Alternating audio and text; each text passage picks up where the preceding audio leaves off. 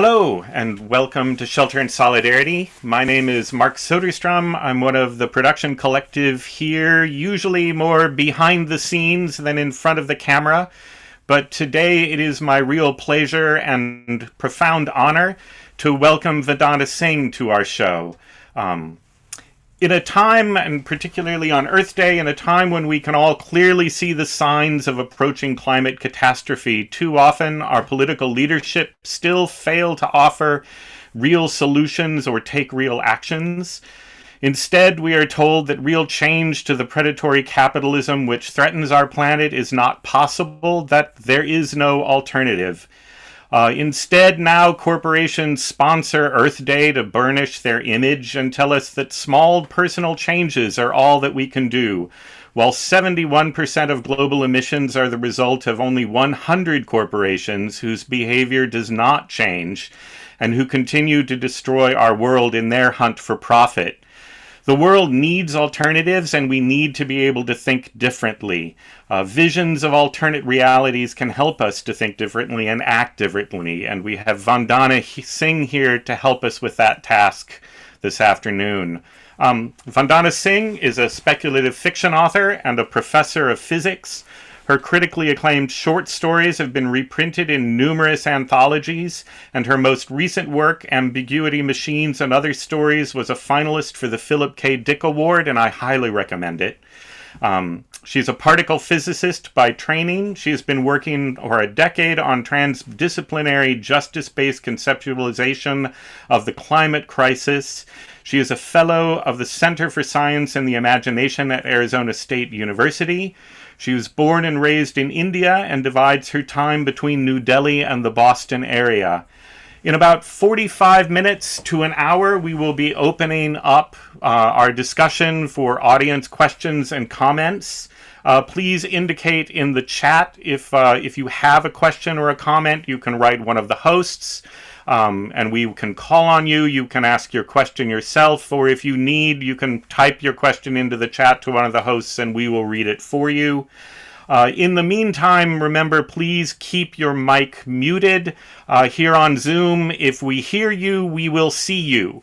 So thank you so much. And again, it's my real pleasure to welcome Vandana Singh. Vandana, I am hoping that you will introduce your work with a reading so that we can all get a taste of your fiction before we move forward.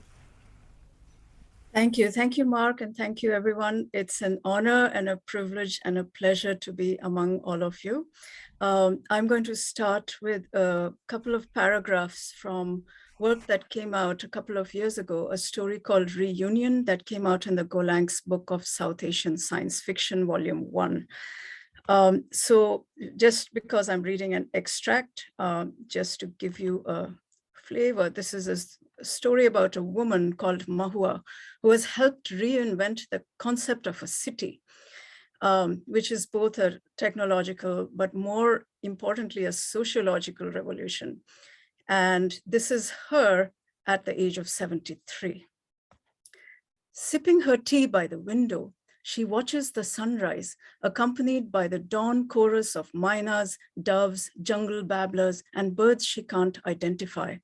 The light is sufficient now for the shadows to have acquired clarity, the trees in their mist-wrapped greenery, the vegetable gardens between the domiciles lower down the hill. From her vantage point, she's looking southwest toward what was once Mumbai, the greatest of all cities of the age of Kuber. In the distance, the glass towers rise above the drowned streets, glinting gold where they catch the low light of the sun. She can see dark patches and holes like blind eyes on the sides of the buildings where storms and human violence have taken out the windows. The sea has reclaimed the city. Fish now swim in what was once Charni Road, and crabs and mussels have taken up residence in the National Stock Exchange. The fisher folk ply their boats and barges in the watery streets, and she thinks she can hear their calls mixed with the cries of seabirds on the wind. She turns. The child, Meena, is running down the stairs, 2 steps at a time, her hair a tousled mass. Did I miss it? No, come and look. They stand at the window together.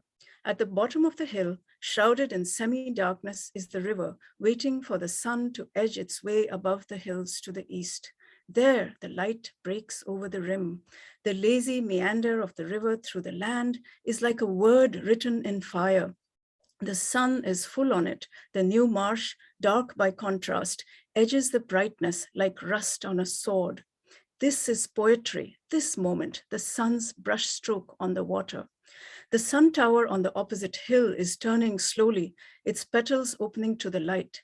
As they watch, a flock of ducks rise high over the mangroves at the edge of the marsh, wheeling in a sinuous half arc and settling again among the reeds. The Methi River is running full because of the monsoons. 20 years ago, the edge of the river had been a waste dump bordered by shoddily built high-rises. The developer mafia had held the reclamation project at bay until the superstorms came, leveling buildings, forcing the river to flow backwards and inundate the city with decades of effluents, sewage, and other refuse. Mahua had joined a citizens group engaged in the cleanup, and she had eventually recruited them to turn the abused lands into a mangrove wetland that would restore the ecology and clean the water, protect us from storm surges, natural sewage treatment, experiment with the new ways of living. She remembers the arguments in the citizen councils and all that it had taken to win over vested interests, years and years of work during which the seas rose and Mumbai became an archipelago again and resettlement became a crisis of enormous proportions. All these years later, her reward is this daily ritual with the child, watching from the window. Each time she sees the ducks flying over the sun tower, turning in a wide arc to settle on the marsh in the dawn light, her heart beats a little faster, a druth of joy.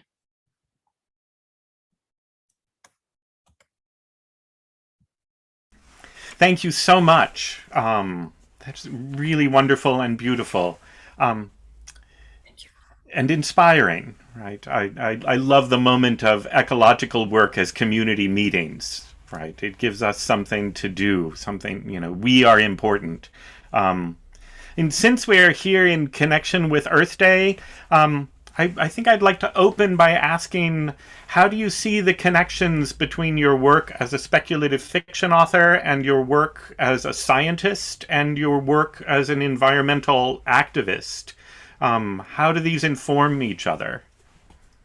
I think that for me, it's a kind of continuum because in terms of, let me start with the scientist aspect. To me, science is a way of eavesdropping on the stories of the non-human world.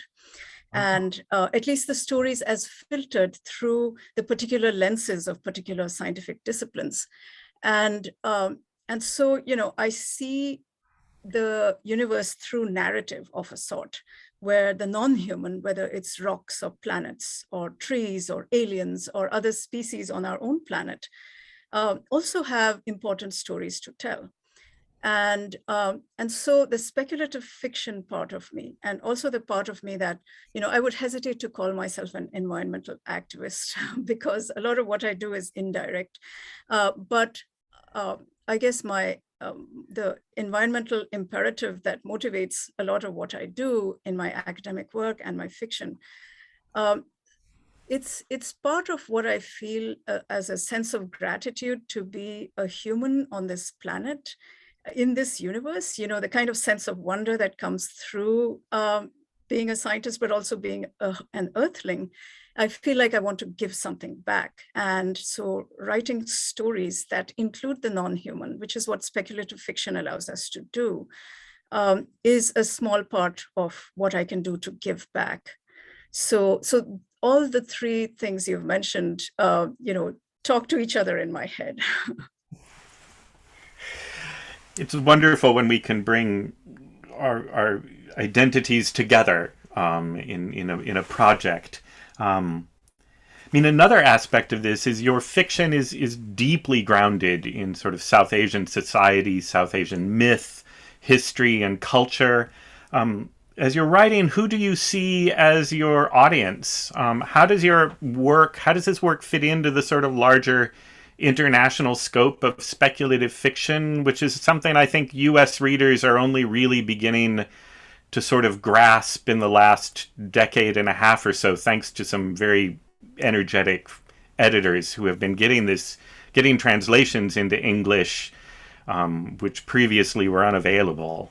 Who do you see as your audience? Who do you write for? Well, when I'm writing, I'm actually not conscious of an audience. Otherwise, I don't think I would get more than 2 words down. Because my ideal existence is to be a little slug under a large rock. So it's important for me not to be self-conscious when I'm actually doing the work of writing. But having said that, one of the things that I think motivates me as someone who is Indian, born and raised in India, and continues to have multiple things going on over there as well as here.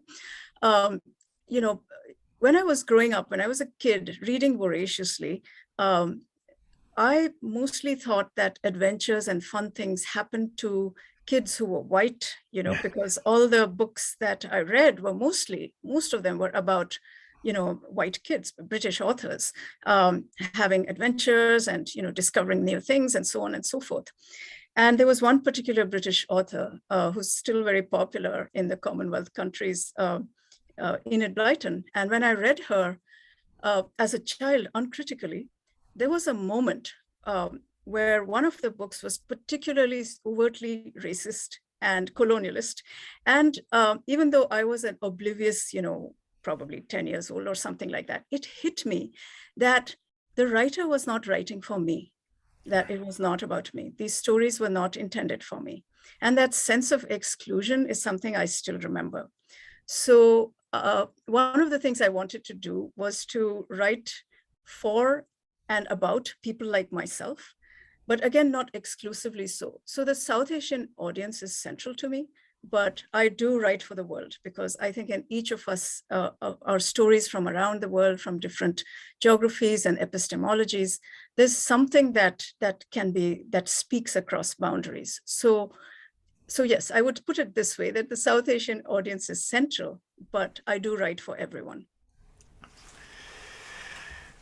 Yes, I think I find that I resonate with that in terms of the stories of yours that I've read, that the beauty of having them grounded in a particular locale, a particular myth, a particular history enriches my experience of them, even as and I hope other people's, as they reach out to a universal audience with local particulars.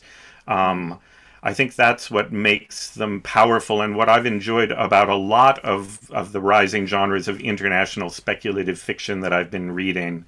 And I think your stories also do that in terms of sort of the particulars of science, right? The particulars of ecology, that they speak on one hand out of a scientific background, but then also reach out and communicate to a non-specialist background, right? And I'm thinking of your story, Indra's Web, which to me is very didactic, and I use that word in a very positive political sense, as sort of a almost roadmap towards rethinking an ecological future and what the sorts of things that we need to change.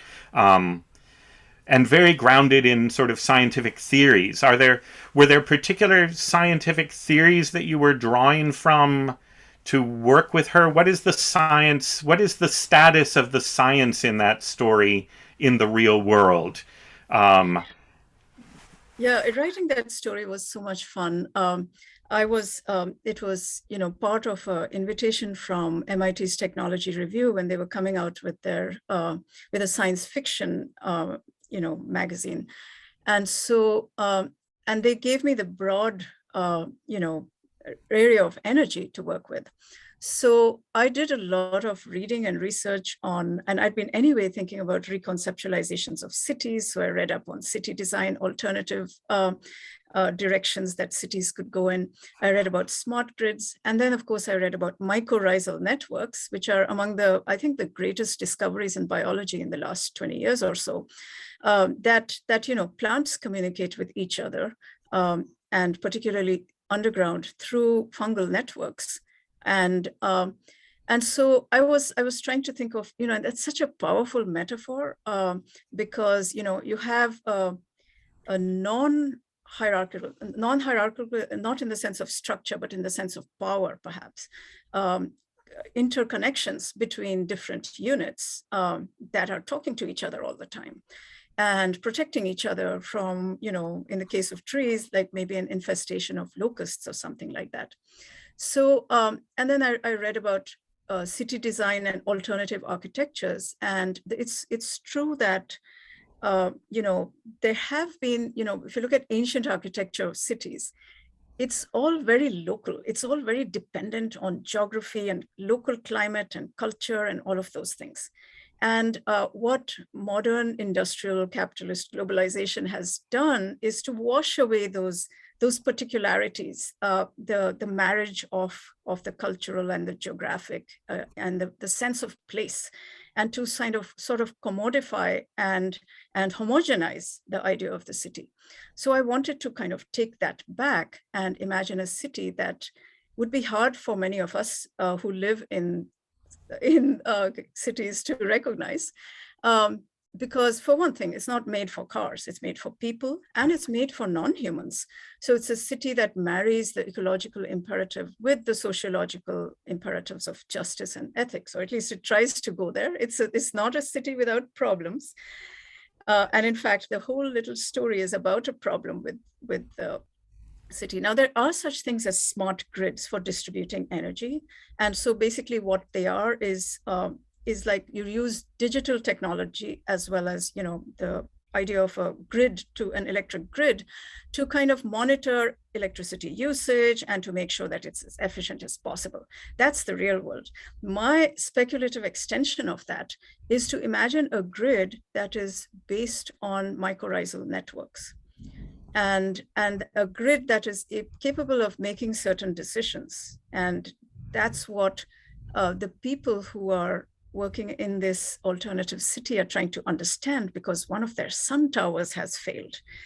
So it's what I hope it is, at any rate, is a marriage of ancient ways of thinking about technology and the relationship between humans and non-humans, as well as the best of what we get from science. I love thinking about the way that speculative fiction allows you to bring fungus communication together with urban planning, together with local history, and wrap it into a narrative that works for a speculative fiction author. As you talk about fungus and fungus communication, it reminds me of one of the great themes of Jeff Vandermeer, and I, Yes. who loves mushrooms, everything about mushrooms and fungal communication as a very wonderfully weird, real, but it gives a real root to the weirdness of the fiction in certain respects. That's beautiful. I mean, I think there's a way in which Marx in the Brumaire says that the literature, the poetry of the past will not bring about the revolution we need now to lead us into a better future. And he calls for a poetry of the future, right? That we need a poetry of the future to move us forward as opposed to anchor us in the status quo. And I think that's one of the things that good speculative fiction can do, is to help us imagine new and different alternatives of the future, and in so doing show us that our present is contingent. Our present is not fixed, is not determinate. It gives the lie to Thatcher's famous dictum of there is no alternative, right? That good speculative fiction can help make us realize that our present is strange. How did we get here? And to begin to think about how we can get to somewhere we would rather be. And I think Indra's world does a lot of that work, right? Giving us new things to sort of imagine differently. What else do you think that we need to imagine differently to get to a more sustainable and hopefully more just and a world in which cities aren't built for cars as a pedestrian? That alone would be a marvelous move forward. Yeah. Well, I have a somewhat more convoluted notion of time because I think that, well, yes, we have linear time, but the past and the future are co-present in the present. And we need all of it to build a poetry of the future.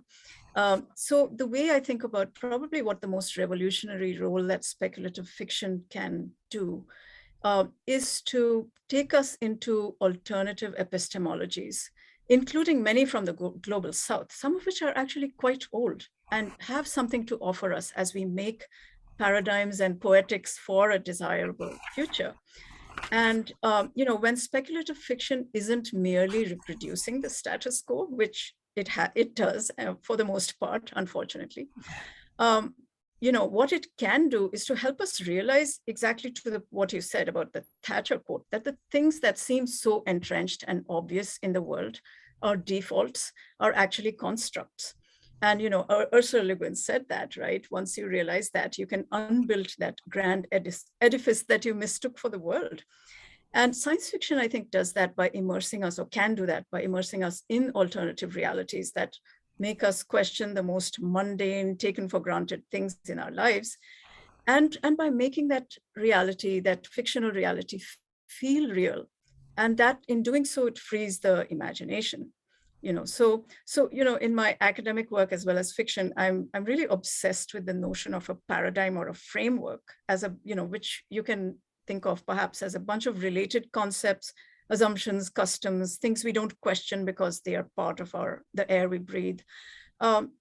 Then the paradigm of modern industrial civilization, capitalist civilization, is dominant and problematic. Obviously, it's considering that its end result is something like destroying the biosphere and potentially humankind. But consider that it limits our empathic reach. It separates humans and the rest of nature. It's based on human exceptionalism. It's based on power hierarchies and social injustices of multiple kinds. It commodifies everything. It reduces everything that's priceless in the world to the marketplace. And it's also a distortion of material reality because and I speak this as a physicist, that it denies that matter is active in the world except where you can manipulate it to your purpose for the sake of power. So it traps our imagination, what I call the paradigm trap. And hence the famous saying, I know Frederick Jameson has said it, but I don't know if it's original with him, that it's easier to imagine the end of the world than the end of capitalism. And I should say, by the way, that I do think that our problems are larger than capitalism, but that capitalism is the accelerant on our house on fire. And so, we definitely have to deal with it. Yes. I think that Jameson quote I have heard attributed to Jameson and Zizek and Mark Fisher. I almost wonder if it isn't sort of a co-creation, right? Wallace and Darwin both come up with evolution. Many people come up with the realization that we live in a realist structure of narrative where the idea of ending capitalism seems more foreign, whereas ending the world is a theatrical blockbuster every week. Asteroid, flood, nuclear disaster. We find it very easy to imagine the end of the world. Now, I think your tie to sort of colonial and the status quo is I think points back to a lot of early science fiction, right? You're absolutely right. A lot of science fiction does reinforce the status quo, and I think a lot of science fiction, and particularly early science fiction, has the well-deserved reputation of being sort of anti-environment, right? Elon Musk wants to get to Mars so that so the world can be destroyed, but we'll move on. and destroy another planet, right? And the sort of old spaceman narrative, we're going to blast off, find a planet, conquer it, exploit its resources, reenacting, the frontier and the colonial mythos, right? Are you optimistic about speculative fiction moving beyond some of those narratives and tropes? Do you see people who are transcending that sort of colonial history of science fiction that Ursula Le Guin has talked about, John Reeder has talked about, David Higgins has talked about? Do you see an optimistic trend in the genre? Well, I think definitely there's an optimism of the will here, but uh, but also quite apart from that, it's actually a very exciting time to be a speculative fiction writer because and this is happening within American science fiction as well, but because worldwide, as you mentioned a little while ago, we have more translations. We have more people from other parts of the world whose science fictions and speculative fictions are now becoming available to everyone. And, for example, I'm in this climate imagination project at Arizona State, and my three other fellows are, there's Livia Brenda from Mexico, there is Jia Jia from China, there is Hannah Onoguwe from Nigeria, and there's me. And but quite apart from us as well, there's so many, I started noticing this change many years ago when I used to go to a local science fiction convention here in the Boston area. And I, along with Chip Delaney, which is great company, we were the only two people of color in the entire convention. And that has changed tremendously. So now we have writers like Nedi Okorafor, we have N.K. Jemisin, and many, many others.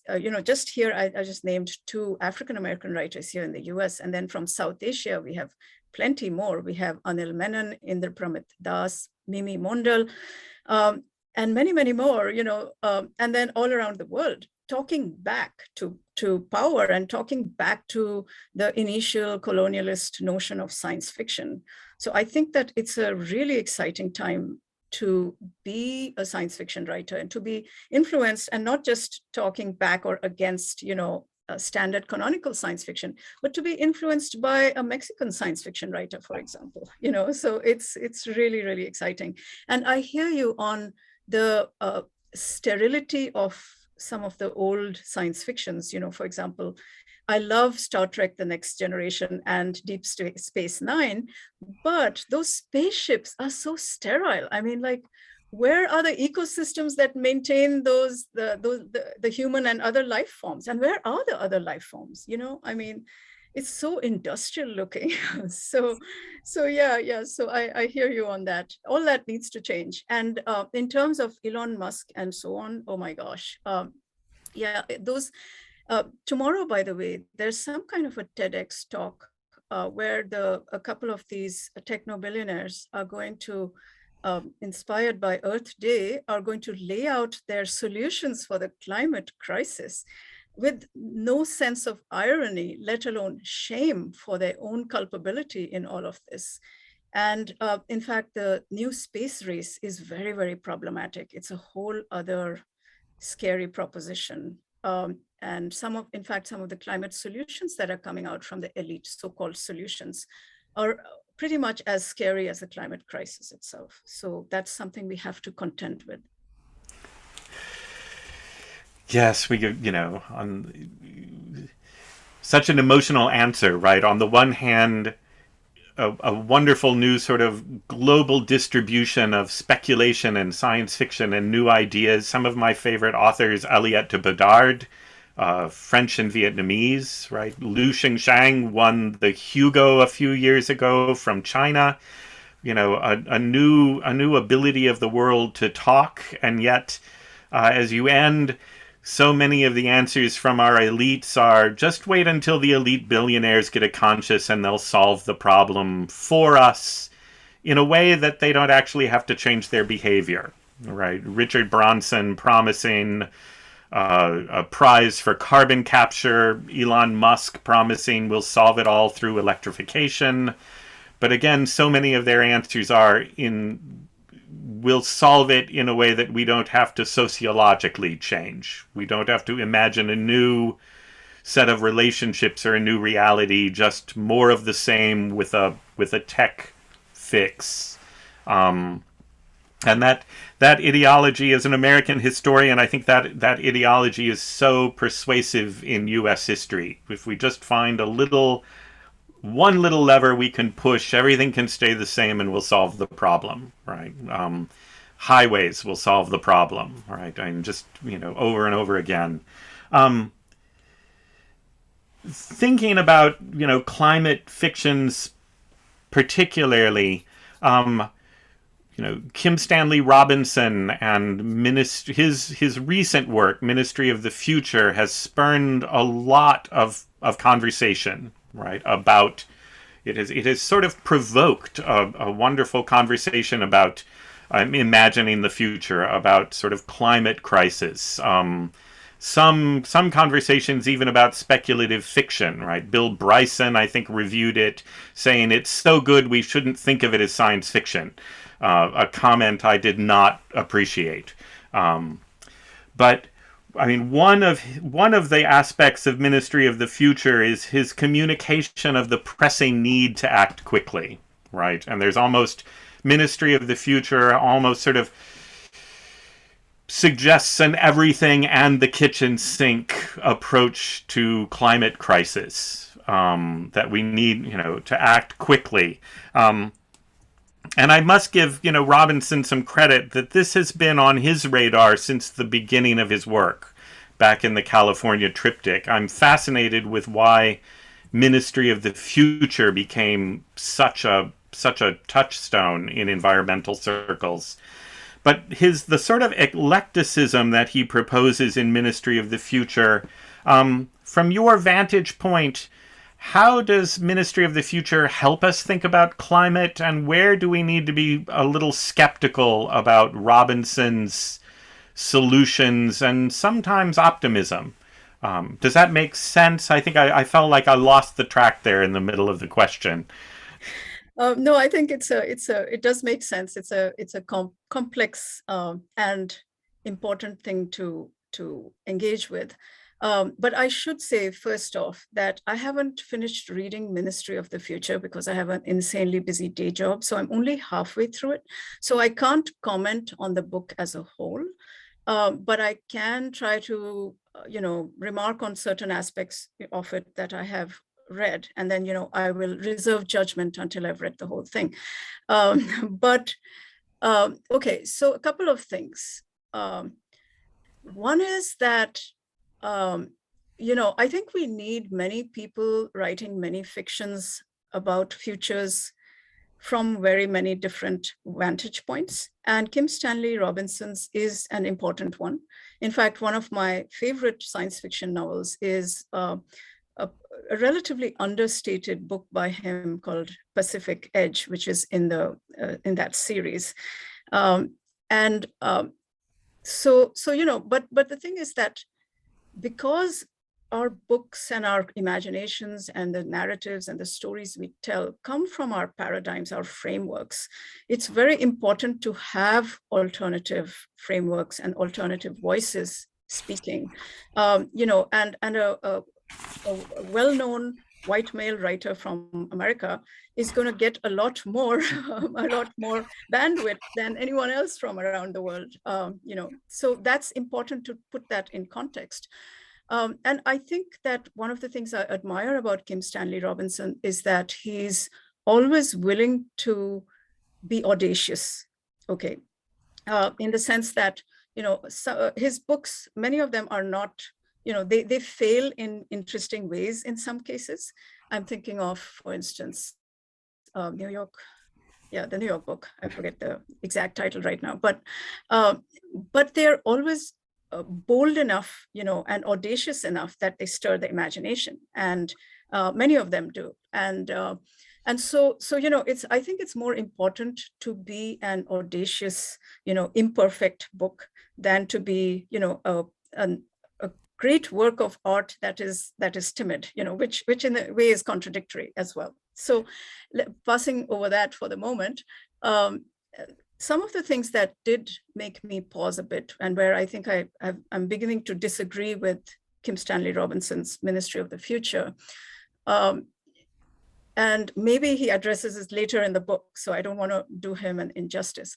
But the very first opening scene of the heat wave in India, I know that what he was trying to do was to show the effect of colonialism in a way that, a relatively well-off white guy from the West is the only survivor in this massive heat wave, and people are dying by the hundreds in this lake and so on and so forth.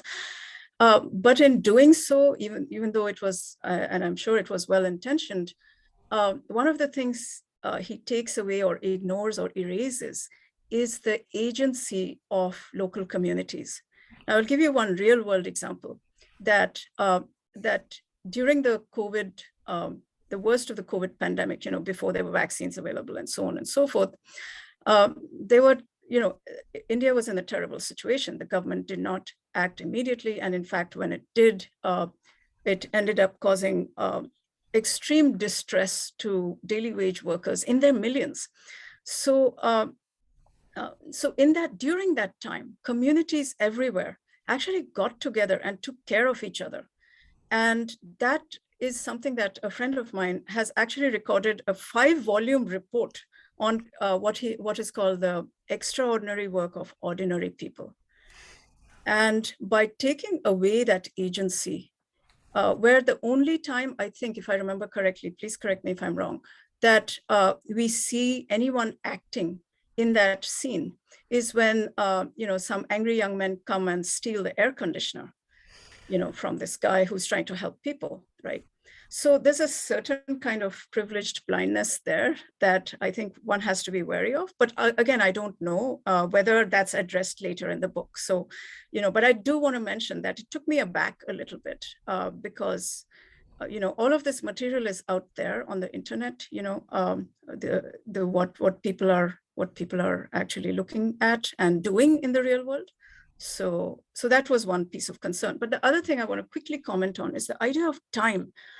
And it's true that, we're in an urgent crisis, right? I mean, if you look at what's happening and what might happen and all the possible futures.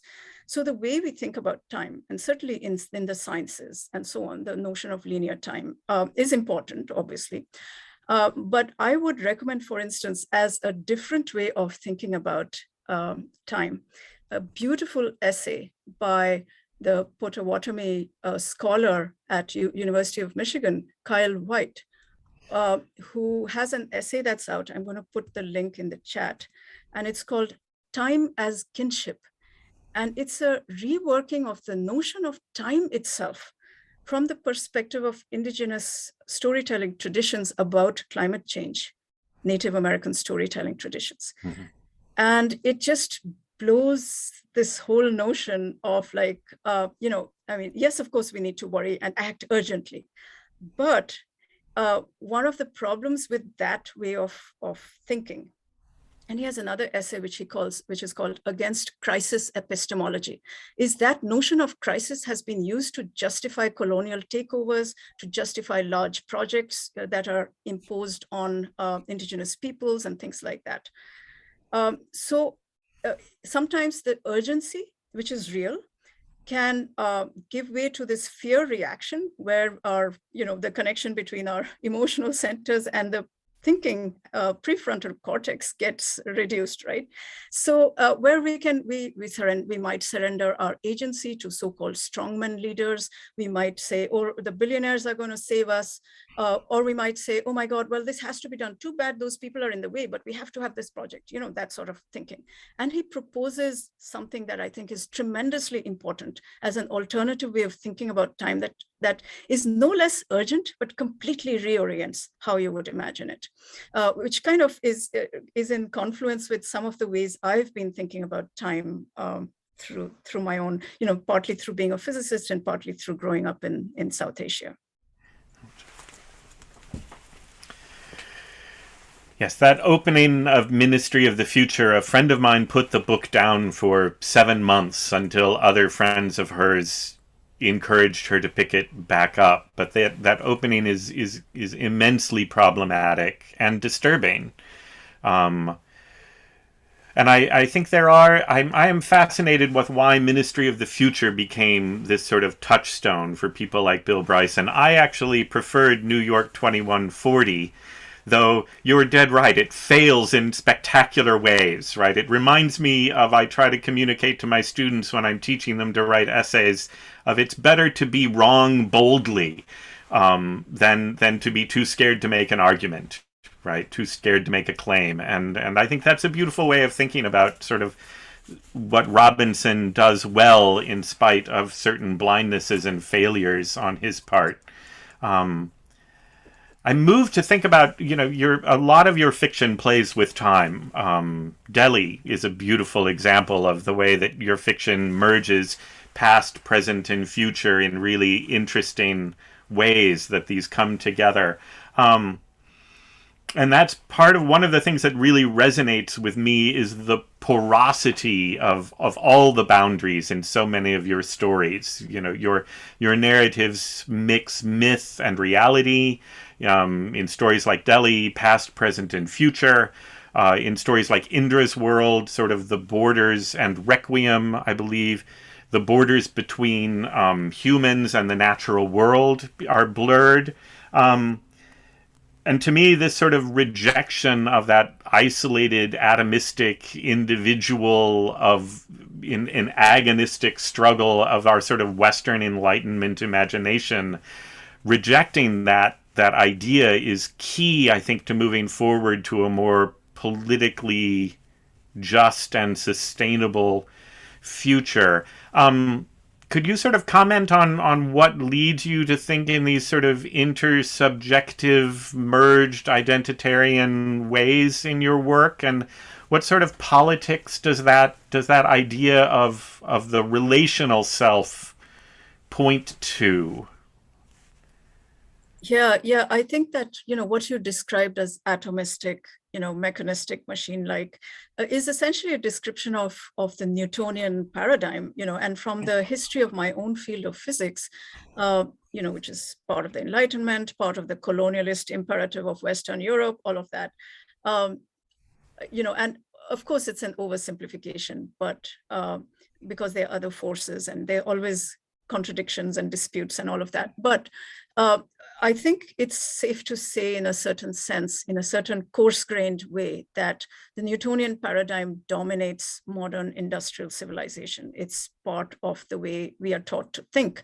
And a consequence, rather, of the atomism and the reductionism and so on is the separateness and the notion of the individual as being analogous to atoms, the atomic materialism, that notion that, social atomism comes from that, which of course is a complete misreading of the actual science, and also completely ignores, so this way of thinking, where you assume that the world is mechanistic and machine-like and hierarchical, is firstly, if you just look at the physics part of it, Newtonian physics has a limited domain of validity. It works really well at our scale, and it's really powerful and in fact quite beautiful when applied appropriately. But when it's misapplied to systems outside its domain of validity, it fails, and sometimes spectacularly. And yet it is part of what informs this paradigm, this mechanistic way of thinking about the world, where everything is atomistic and in parts that have, where you're more interested in the parts than in the interactions, because you assume the interactions are straightforward, and not just that the interactions don't change, and that the parts don't change as a result of the interaction. So anyway, not to be so abstract, but it turns out, of course, that the real world consists of a bunch of interpenetrating and interconnected and complex systems that are not Newtonian. And although science, I wouldn't say, has entirely left behind the Newtonian paradigm, because it continues as a sort of residual baggage, even when we think about complex systems. But the way that the Newtonian paradigm, for instance, influences economics, like mainstream capitalist economics, there is a early work, early economics PhD, I think in the 1930s, from Yale University, I think someone called Irving Fisher, where in his PhD thesis, he makes a table, and there's like characteristics of atoms and characteristics of human societies.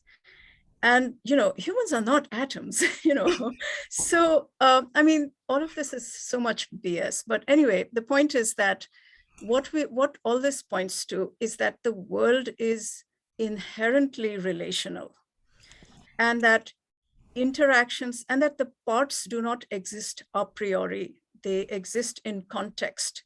And the world is inherently relational, not just among humans, but among the human and the non-human, including what we call inanimate matter, right?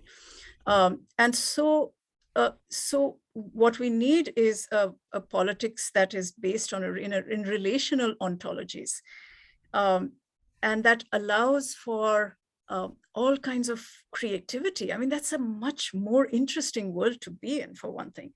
And that's one reason why I feel like the climate crisis, horrendous and terrifying though it is also a kind of wake-up call to change, to fundamental change, to paradigm change, where we are thinking of ourselves in relation with others and with the non-human, and not just ourselves as individuals, because the individual is a contextual concept. There's certain concepts, there's certain contexts in which the individual does not really exist, and when we know that from politics and from experience and so on and so forth.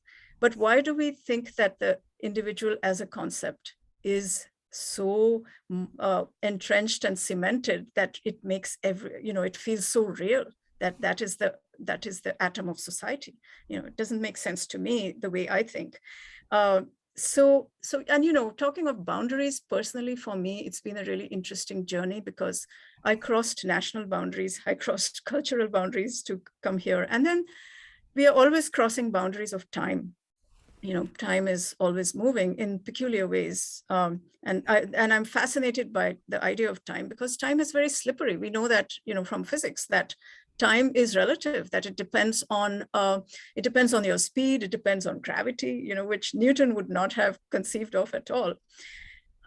So I've crossed, and I'm very, very interested. When I was growing up as a very shy child, I could interact best with other species than with my own for the longest time. And so I already had a sense of other species as having worlds of their own, and I was interested in those worlds. So yeah, so that's a long answer to a complex question, but yeah. Oh, I think it's a lovely answer. I'm fascinated to think about interactions between science and art and literature and individuality, right? And I think Lacan said that we learn to misrecognize ourselves as isolated individuals, right? We learn to recognize ourselves as an individual, but it's a mistake, right? That it's a fundamental mistake that I think I in my own work, in my own life, I try to remember, right? The individuality is apparent but illusionary, Mm-hmm. right? But I like to think of, Mel Gibson or John Wayne as atomistic billiard balls, right? And much more interesting narratives as as atomic clouds of interactive and exciting particles, not just solid, impenetrable heroes of the golden age. But I think it's interesting to think of the way that science informs our arts, and our arts begin to inform our science. And your fictions give us, I think, a really good example of how that interaction can happen and be very productive. My fellow hosts are reminding me that it is getting close to time that we want to open up to audience questions. But I'd really another question and a reading, perhaps. You've mentioned Ursula Le Guin, and you've praised her as sort of a model and a hero. And I find her work in sort of motivating the new wave of science fiction to be a really important move to a more complex and sociological science fiction that's much richer to me than Golden Age Boys with Toys science fiction. But who are some of, and you've mentioned some of the other international authors, who are some of the other authors that you would recommend to people here to read in terms of climate, to read in terms of relationality of individuals? Who are some of the authors you would suggest for us to think about as narratives for the future? Well, there's a beautiful book, and I know there's a sequel that's edited by Grace Dillon, which is called Walking the Clouds, and it's indigenous science fiction stories, and by many, many authors. Now there's one of the most delightful things is reading indigenous writers who are coming into the mainstream. So there's Rebecca Roanhorse, for instance. There is also it'll come back to me. But if traveling around the world, for example, there's Indrapramit Das, Mel Gibson is not, so Mel Gibson is like, okay, I just saw that in the chat, so that distracted me slightly. But the anti-Mel Gibsons of the world is what I'm thinking of. So, so think about, for instance, writers like, apart from the ones I've named, and of course, the late, great Octavia Butler, yes, who is one of the matriarchs with Ursula Le Guin. And apart from the African-American writers that I've named, and there's new generations of them, and off the top of my head, I know I'm going to forget some names, so I apologize about that. But I already named Mimi Mondal, for instance, from India. And then there are people who are, that I'm part of a project at ASU where we are trying to get, we are creating a place for writers from marginalized communities in India to write about climate justice, fiction and other creative works.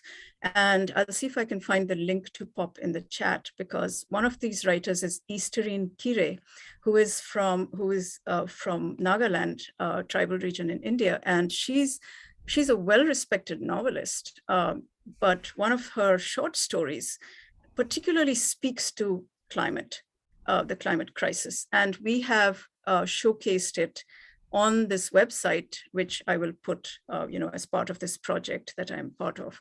And we are, and it's an ongoing project, but hers is the first issue that's devoted to her. And there's an interview with her and other things. So Easterine Kire is her name, and I'll find the link and put it in the chat. So. Thank you. I'm wondering if you would do us the honor of closing with a reading from more of your work, and then we will begin to open to questions and comments from the audience.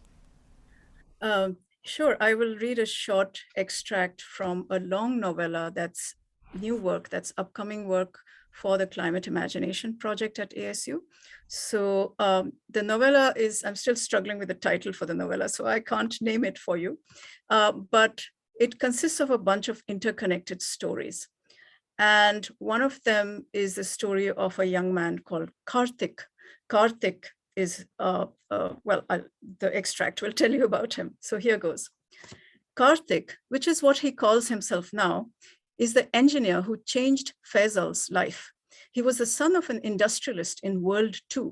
His mother died when he was 13, so he was raised mostly by the domestic help.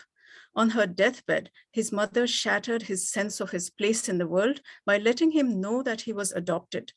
After that revelation, which seemed to explain everything he had found puzzling before, his father's remoteness, the persistent feeling of being a misfit, he spent most of his time with the head gardener, a man who had been displaced from his home due to a flood, who would regale him with fantastic stories. Later, the kid discovered other talents, other mentors.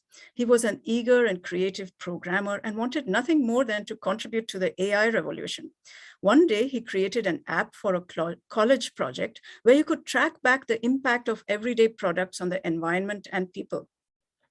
The app worked with a mobile phone and, for an immersive experience, a VR visor, where pointing at anything with your phone would reveal company and environmental record, but also immerse you in short clips from the interweb.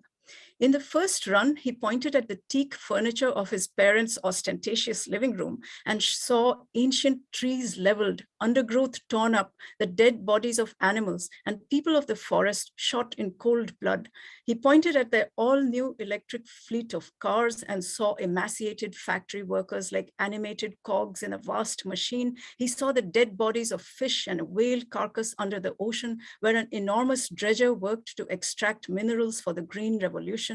Pointing at the most ordinary things, a packet of crisps, for example, took him to forests being cleared for palm oil plantations in Southeast Asia, an orangutan mother fiercely protecting her baby.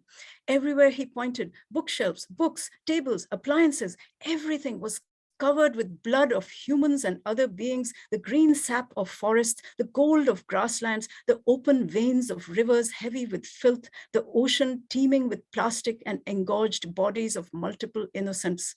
And Karthik tore off the visor, flung his phone against the wall, ran to the bathroom, and was violently sick. So, if you ask Karthik this question, what motivation do I have to live in a world where I have to give up things? There are two replies he would make. Be prepared. Karthik is blunt to the point of hostility, your typical angry young man. People have told him that you get more flies with honey than vinegar, and he responds by saying he hates flies. Anyway, this is how he would respond to your question. Sure, you're giving up being part of a hellishly destructive, cruel, and suicidal way of living. You're giving up having blood on your hands. That's what you're giving up. You have a problem with that? But you're forgetting what you're getting out of this. Yes, everyone has fewer stuff, but more people have stuff they need. And what we have more than anything is community. We're building that back. Check your research in World Zero on happiness and income. We are satisfying a very basic human need, a guarantee against loneliness, anxiety, depression, the shelter of community and not just human. You're giving up existential dread. You're giving up a system where large numbers of humans and non-humans are considered trash. What's not to like? But of course, none of this has been simple. Nobody's been forced to give up things. World Zero history has taught us how easily that backfires. World Two folks aren't into authoritarianism. No, it's been culture change, legal restrictions and fees, tax and financial reform, radical education, shaming the rich and ostentatious, rewarding the solitary way of life. You have to work all those threads simultaneously like an experienced mad weaver or knitter, except that you are a thread too in the weave. You might think this process would take very long and we don't have time for that. But what World Two folks know is that you need to intervene. Actually, intravene is the term they use, in just the right way, in the right context and at the right time for systemic change to shiver through the entire tapestry. Thank you so much. Thank you so much for giving us an experience of your work. We have a line of audience questions who are eager to intervene or intravene at this point.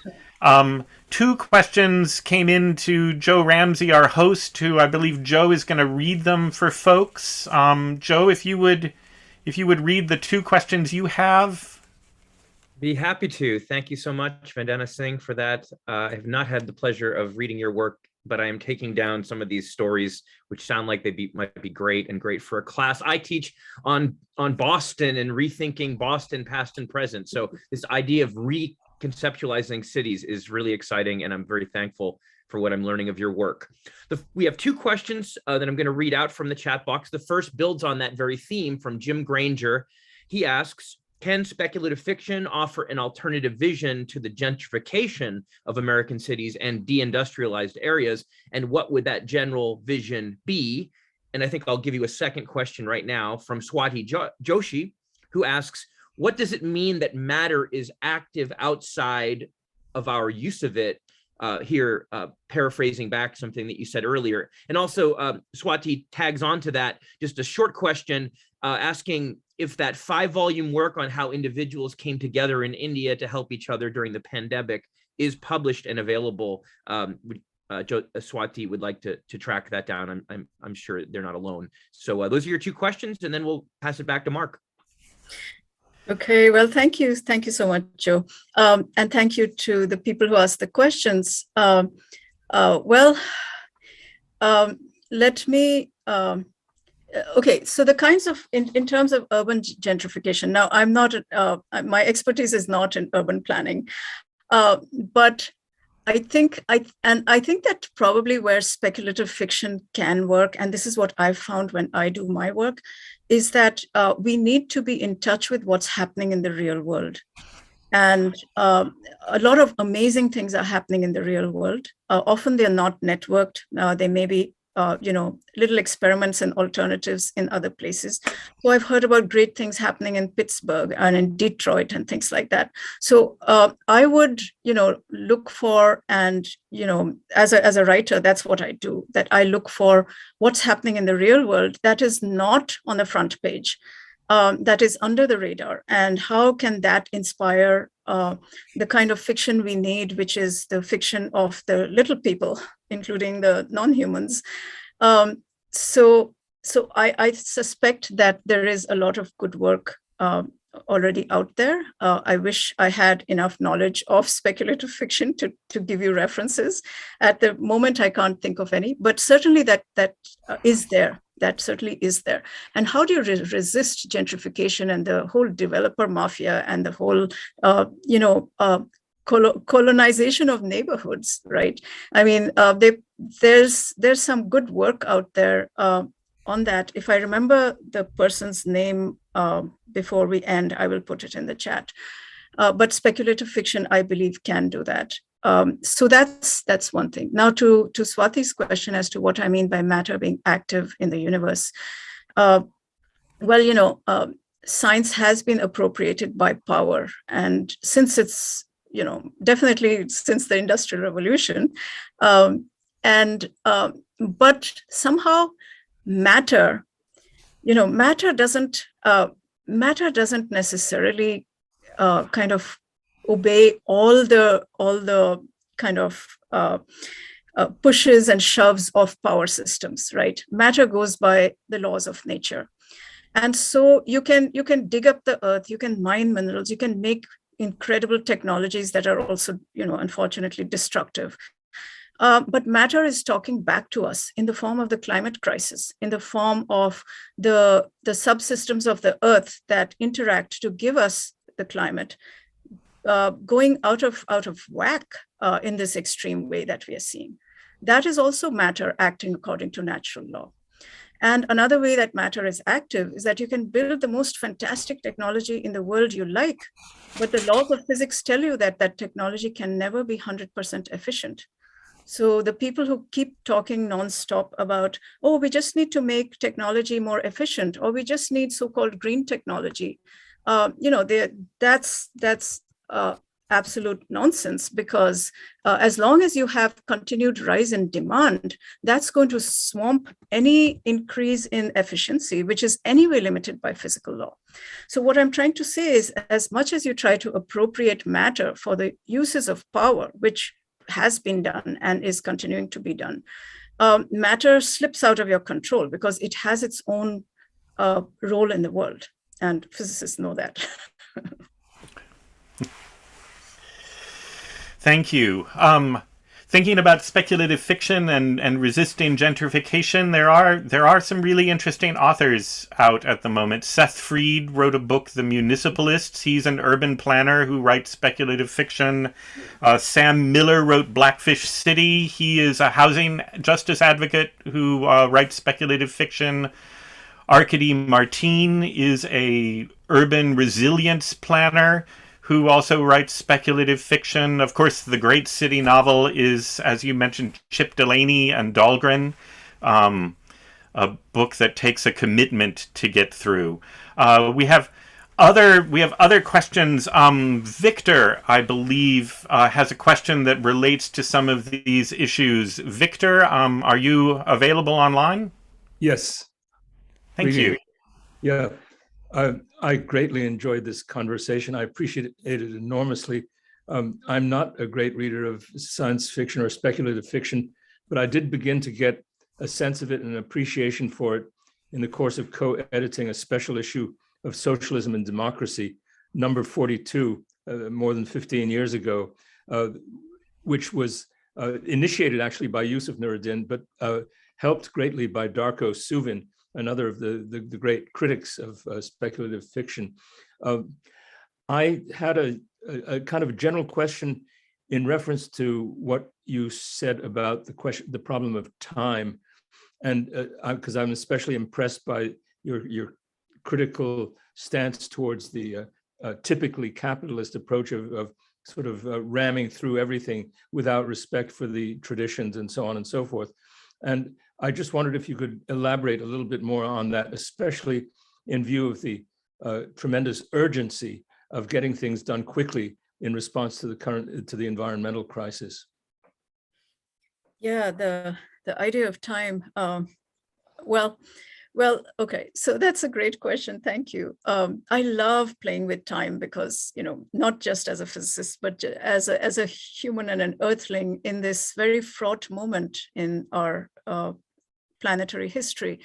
And so, apart from so let me start with what Kyle White is saying, because what he's saying is that if you can think of time as, and please read the essay, everybody, because he can say it much better than I'm trying to paraphrase him. But essentially what he's saying is that when indigenous, certain Native American traditions in the US that he quotes, when storytellers are talking about the climate crisis, they are not talking about, okay, the language of climate science, where, okay, this is what climate was in the past, this is what's happening now. If we do this, that will happen. If we don't do this, this will happen, and so on. Instead, the way they're telling it is in this form of story, where they're talking about climate as a problem of shifting and broken relationships. So going back to the notion of relational ontology. So when you recognize that the problem is broken relationships, then your paradigm is entirely different than, oh my gosh, if we don't bring down carbon dioxide emissions in the atmosphere, we are screwed. Because of course we need to bring down CO2 emissions. But if you start from the place where the problem is broken relationships among and between humans and between humans and non-humans, then your entire orientation is like swivels around to something else. And then the kinds of technologies and approaches and so on that rise from that would be entirely different than what we are thinking of. Like one of the things we know, for example, is that there's a lot of indigenous resistance to so-called green energy, low carbon projects for good reason, because these are colonialist projects, because they take agency away from indigenous people, and because in the long run they're probably not going to serve the climate crisis. I put a little link to an opinion piece that I co-wrote with a climate physicist about the problem with green energy being simply substituted without system change. So that aside, so that's one way that we can think of time as in a different way than the linear time sense. But there's another way that kind of, I found it reaches a confluence with the way Kyle White is thinking about it, which I've been thinking of for a long time. I have played with in several pieces of fiction. And that is to think of the time axis, which we think of as this infinitesimally thin line stretching from the past through the present to the future, as even when you're thinking in those terms, okay, because there are other alternatives of, thinking of time as cyclic and so on, but let's set that aside for the moment. If you're thinking of it in that linear sense, then there's a way of what I call the thickness of time, okay, that if you look at it as an individual, as an isolated individual, that axis remains infinitesimally thin and stretching towards this dire horizon. But when you think of time as being thick, then that axis acquires structure. And I'm playing with that. I'm actually hopefully going to finish an essay on that and elaborate more on that later. And that is something that can only happen when you're working not as an isolated atomistic individual, but in community. And so it relates to that whole notion of climate change as a problem of broken relationships that Kyle White talks about. And you know, a lot of it has to do with, you know, a lot of threads cross in my mind. You know, when I think about time in this way, I think about weaving, for instance. I think about this great poet of the medieval era in India, whose name is Kabir, who sang these beautiful songs, and he was a weaver. And so I think of weaving as a metaphor. So, so some of that that urgency, which is very real, you know, the way to work with that and not get paralyzed into either despair and fear, or in a way that, you know, paralyzed into a state of giving up agency and hope and so on, is actually to rekindle that notion of weaving time together. And somehow that takes that back. So I know that's not a particularly satisfactory answer, but I'm developing these ideas, and hopefully when I'm able to write that essay, it'll be clearer. So thank you for that question. Thank you so much. I just want to add that the reason I mentioned our earlier socialism and democracy issue is to underline that we do have a tradition of interest in this subject. So you might consider socialism and democracy as a place to work out some of these ideas. Oh, thank you so much. I appreciate the invite. Thank you, Victor. We have several questions in the queue, and I will move through them. Linda, one of our productive collective, has a question to follow up on time, and then questions from Dave, Joe, and Carl. So please be patient. If you have questions, please indicate in the chat, and we'll try to get you in the queue. But Linda, could you unmute and ask your question? Sure. Hi, Vandana. I'm also interested in your thoughts on time, and I can't recall how you put it exactly earlier in this conversation, but I think you referred to how you view the present time as a kind of co-presence of the present and the future. Mm-hmm. Would you be able to elaborate a little bit further? Yeah, I think that because, well, you know, we have memory for one thing, both individual and collective memory. So you know, how I make sense of the present is based on the paradigm that creates the concepts through which I make sense of reality. And that paradigm comes from, you know, has a historical, like arises from history and society and so on. So that's the past in a way, as long as along with my individual, you know, my own past trajectory interweaving with that. So, you know, so I think that in that sense, the past is co-present with the present, because the way we think about the present, what we notice, what we don't notice, has to do with how our minds are shaped and limited by our paradigms, or freed by our paradigms. So, so you know, if you think about the people who came up with Star Trek and all of those things, you know, like the Star Trek, even the more progressive Star Trek, The Next Generation, they missed the ecosystems that you would need to maintain a spaceship. And so in their present, their past, their particular past of, you know, very technological and very, very Newtonian in a sense, did not see other species and ecosystems as necessary for existence. So in that sense, the past is always co-present, and that inevitably informs how we think about the future. So, you know, I do this speculative futurism exercise. I've done this with students, and I've done this with other groups of people. It's a lot of fun, where we first, you know, I give a framework for thinking about the future, that in terms of paradigms and making us self-conscious about our paradigms.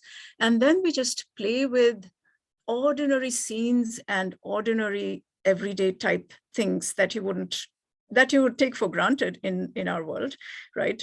That you and I might take for granted. And yet we are thinking about it in a fresh way, as though we were aliens landed on this planet. And suddenly we are seeing things that perhaps we didn't see before.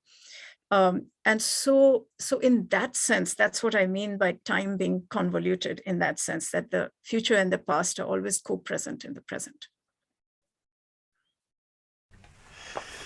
Thank you. Carl Martin, I believe you are here and have indicated that you would like to ask a question. Lovely to see you. I'm looking forward to seeing you this summer when we are able to conference after COVID again.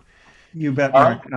Yes, I look forward to that immensely. And I just want to say immediately, thanks so much to Vandana. I want to mention briefly that not only did Vandana contribute a lecture to an honors course, which was about the relationship between science fiction and science as a social practice, but I have had 3 consecutive semesters now of teaching her work to great success. And in particular, I want to mention the short story With Fate Conspire, which seems to consistently grab students' attention. And it's a work that, it's a short story that does so many things at once that it's almost impossible to unravel all of this dense network of major themes, including these troubled utopias and the interdynamics between people, humans and non-humans.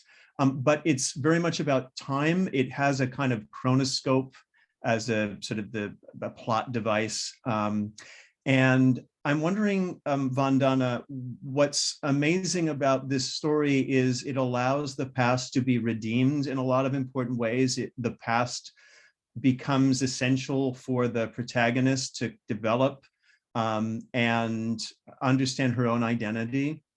And I'm wondering if you can talk about your choice in that story to have Gargi D connect with Rasundari, who was a writer, a 19th century writer, and why that might make this story an especially important one for a teacher like myself. Well, it's great to see you, Carl. So thank you for the question and for teaching my stories, or shall I say, inflicting them on unsuspecting undergraduates. But I'm glad that they appreciate With Fate Conspire. You know, it's a very odd thing. But when I write, most of my stories, like, they're not intentional. So, you know, I write one sentence and then I think, okay, what sentence could follow that sentence? And somehow the story comes out of that. So it's actually comments by friends and readers and, you know, and educators like yourself that actually help me understand my own stories sometimes, which is kind of absurd, but there it is. But yeah, so I think that for one thing, so there's a fascinating figure in history, this woman called Rasundari, who was part of a rich feudal family in rural Bengal in the 1800s, who, you know, as an upper class and upper caste woman was not supposed to be literate in those times and in that particular subculture.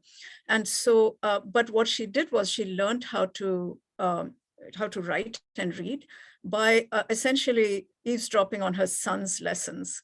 And she would practice in secret by writing on the ashes of the fire, using the ash from the cooking fire to write it, you know, which is an awesome use of domesticity as power, right? So, anyway, so I've been fascinated by her. I read extracts from her autobiography, which her grandchildren insisted on publishing when she was 60 years old. So, and there's that, and then there is the whole thing of you know, British colonialism, and the song that I quote in that particular story, which is someone I'm very fond of, and from a musical family, and we sing that. So so all of that was coming through, and then, you know, what it ended up becoming was essentially what I just said, like showing how the past and the future are co-present in the present, and that a past history of this woman Rasundari learning how to read by using the ash from the cooking fire inspires this woman Gargi, who is a climate refugee in a sense and a slum dweller, who happens to also have a poetic imagination. who is part of this scientific project to somehow change history because the world has crashed. The world is a dystopian mess. And so they're trying to mess with time in order to change history. And they don't bother to actually tell Gargi what she's doing, because, well, class, caste, all those things. And so she has to figure out for herself what's happening, what this terrible experiment is, but that allows her to speak to, in a sense, not directly speak to, but spy on, in a sense, Rasundari way back in the past, which is a decision she makes, not the scientists in charge of the project. So it's and I can write the name Rasundari here. And the extract that I read is actually in this fabulous book called Women Writing in India. And the editors are, and it's 600 BC to the present, editors Tharu and Lalita. I'm just putting it in the chat. It has fantastic extracts all the way from 600 BC, where the first, as far as I know, in history, women's march took place, all the way to 20th century or so. So that has an extract from Rasundari's autobiography, and it just blew me away and was a deep influence. So, and so here's Rasundari talking back to me, and, so she's in a sense as responsible for this story as I am, right? So, yeah, so in so many layered ways, I think, this notion of time is, is coming through, or at least I hope comes through in the story. Thank you. Thank you. Thank you, Carl and Vandana. A couple more questions in the queue. One on sort of individuals and boundaries from Dave. Dave, would you unmute yourself and ask your question?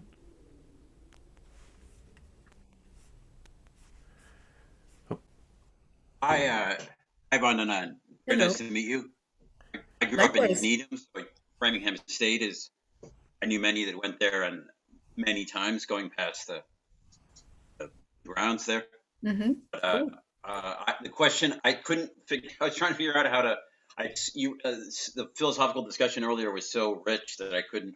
Trying to figure out a good question to ask you, and the one that I was thinking about was I was thinking about the dangers of science, of scientific research, and nuclear and gene line and all the dangers of that.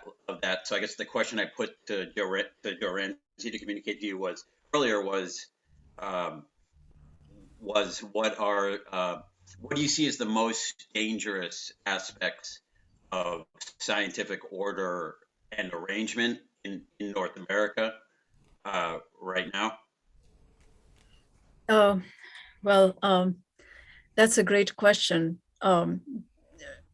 In a sense, I think that there are future dangers as well as current dangers, and some of them are closer than we think.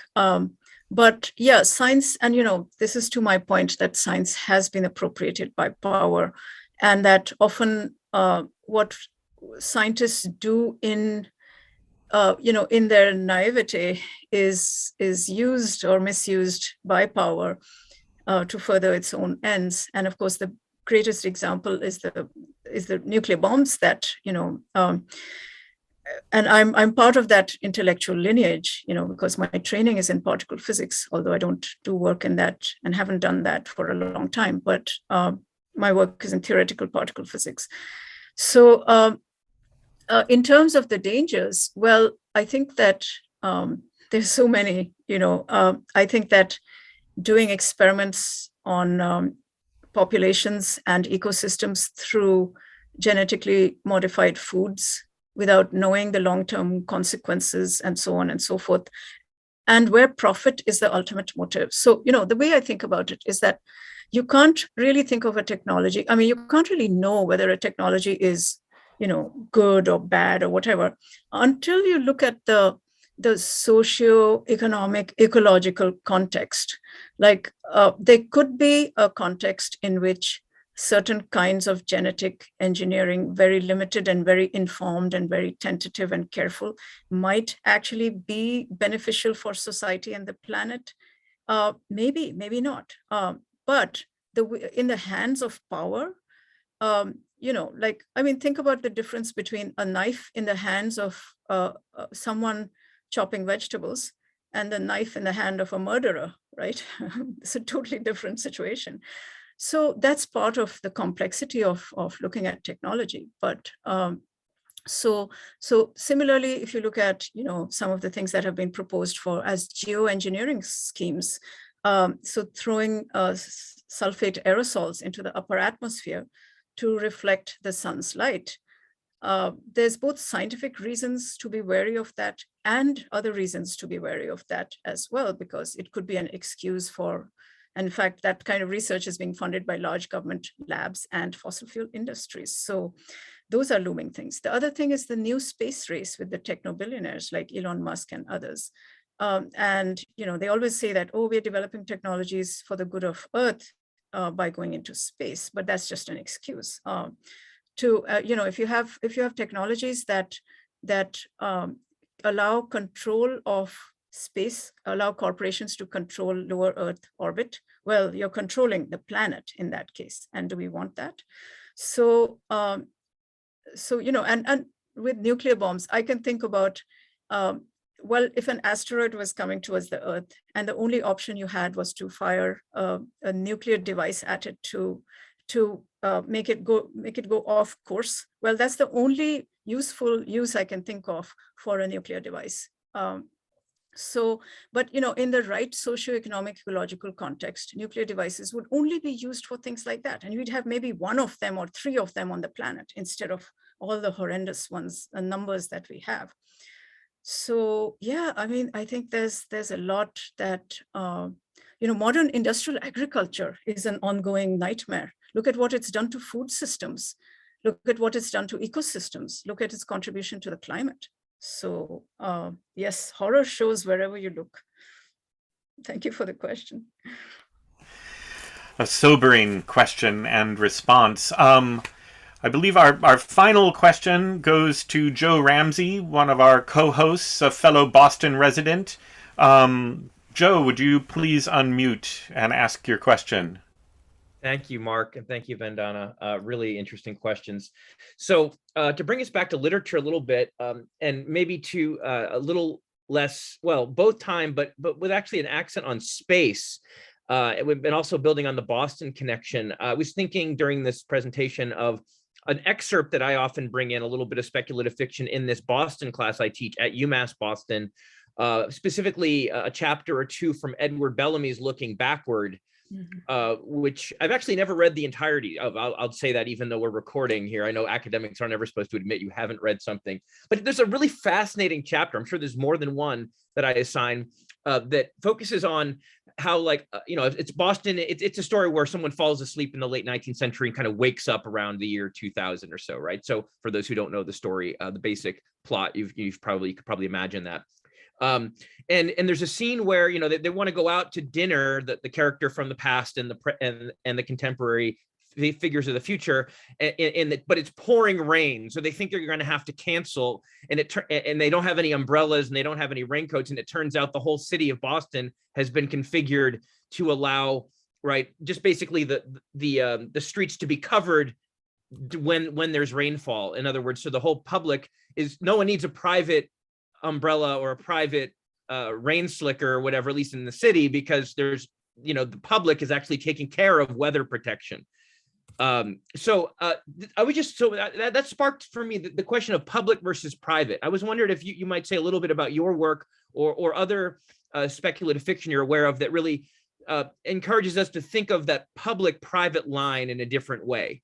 I won't go on about how Bellamy does it, as I understand it, except for that one example. But I wondered if you might talk a little bit about both in terms of physical space, but also, I guess, ideologically, how maybe your work or others that you're aware of, and Mark, this would be for you too, that kind of problematize that public-private line, because that does seem to be one of the ways in which contemporary kind of social imagination is particularly impoverished.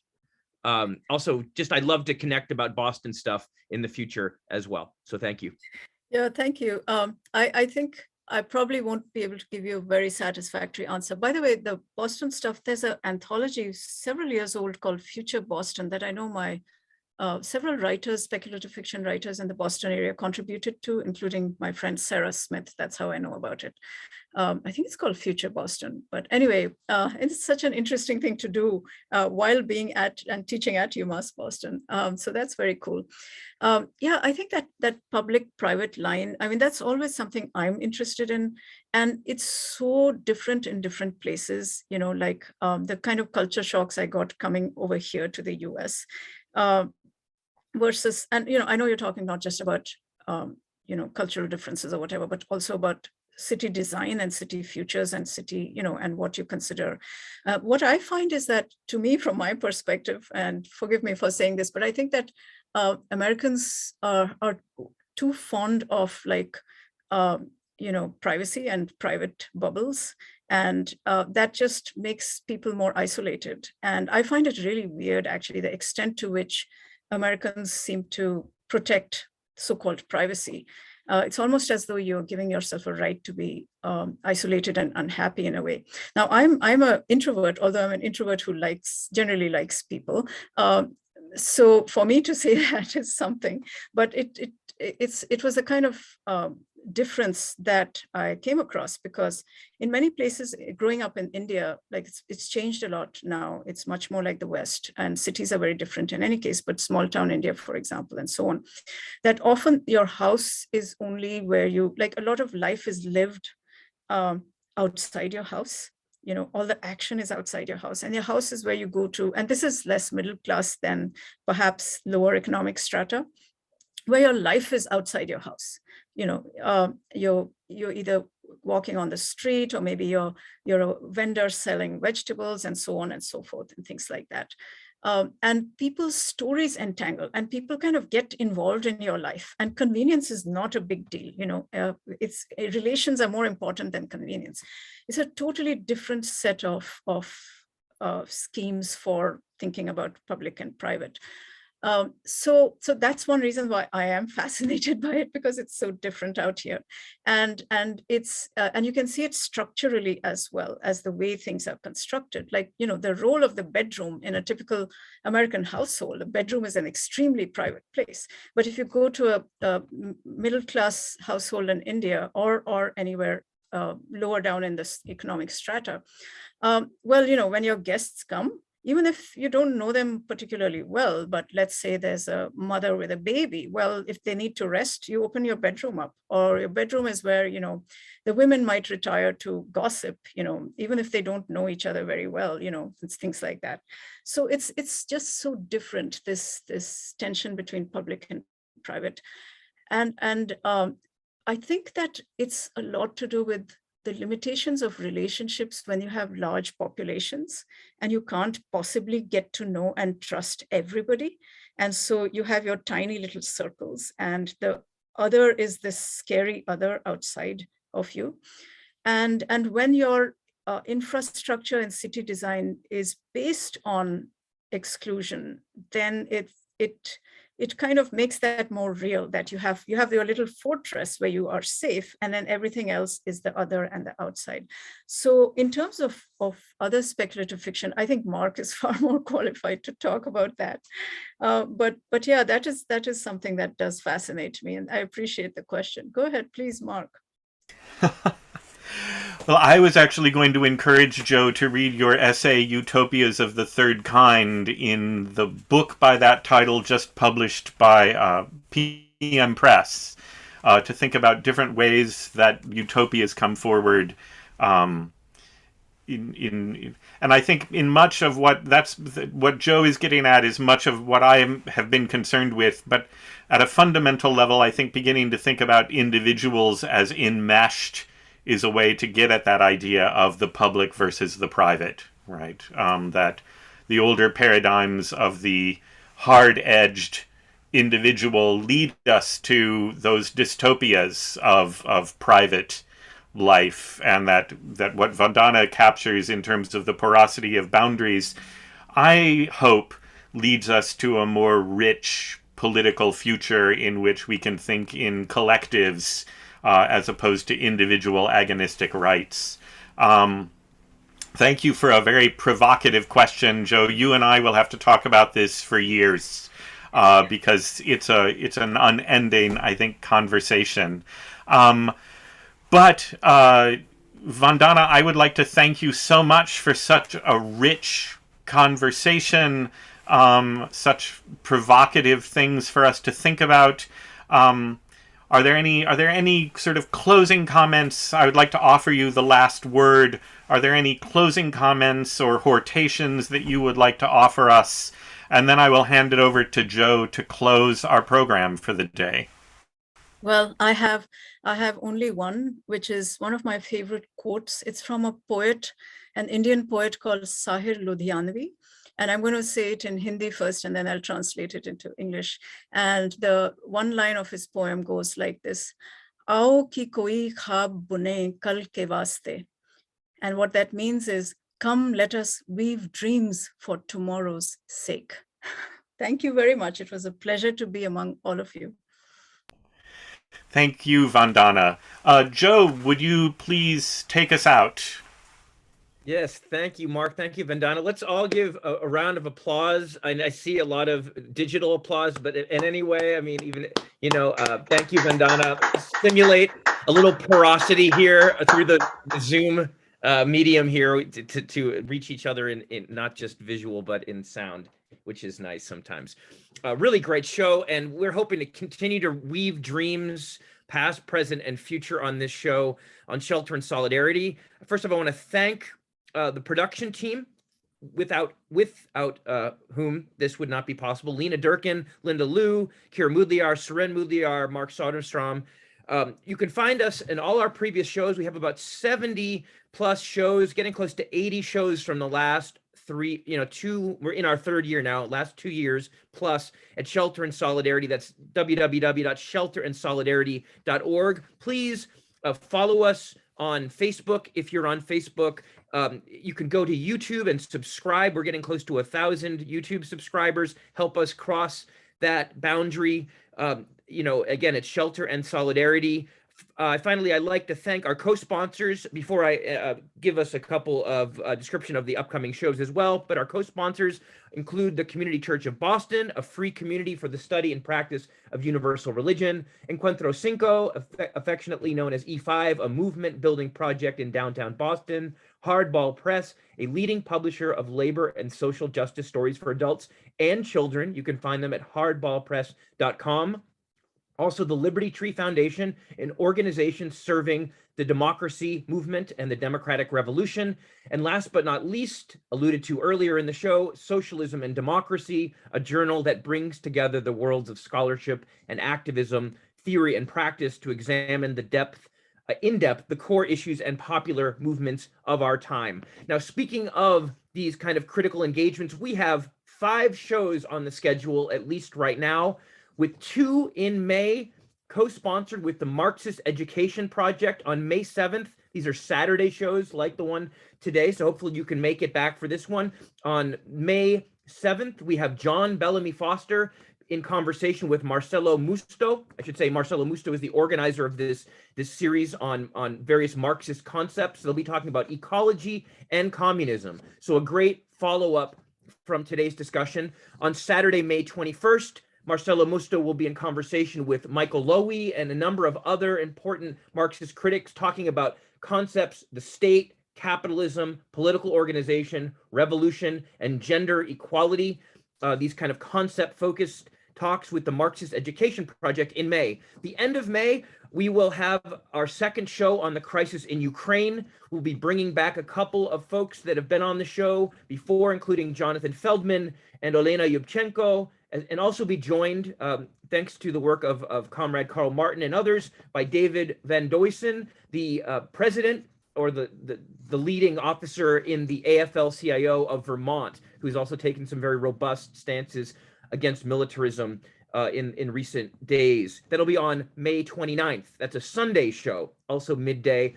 Then just looking ahead, mark your calendars. In June, we have 2 exciting shows. Thursday, June 9th, we will have a collection of 4 poets, including a returner to the show, Matt Cedillo. Will be joined by 3 other West Coast Chicano and Chicana poets, Iris Dianda, David Romero, and Brianna Munoz, for another arts and culture and resistance show. We hope you can join us for that.